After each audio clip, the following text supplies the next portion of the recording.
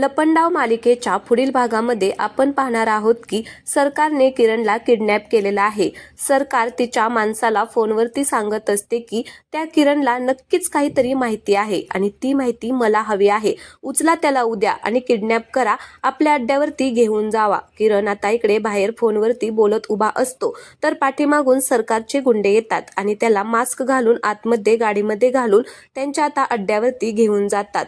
तर इकडे कान्हा सखीला म्हणत असतो की माझं किरणकडे थोडंसं काम आहे, मी त्याला भेटून येतो। तर सखी ओके म्हणते। मग कान्हा किरणला भेटण्यासाठी बाहेर जातो आणि सखी तिच्या कामानिमित्त आतमध्ये जाते।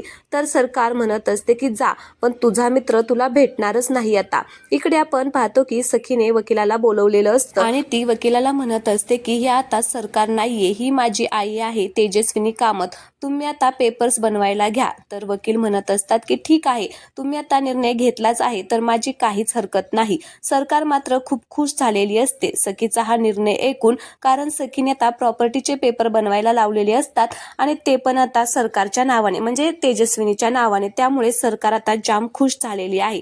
तर दुसरीकडे आपण पाहतो की आता कान्हा किरणला शोधत असतो पण त्याला किरण कुठेच सापडत नाही। त्याला एक पाकिट पडलेलं असतं तिथे, ते सापडतं, त्याच्यामध्ये फोटो दिसतो आणि तो फोटो पाहून त्याला आश्चर्याचा धक्काच बसतो।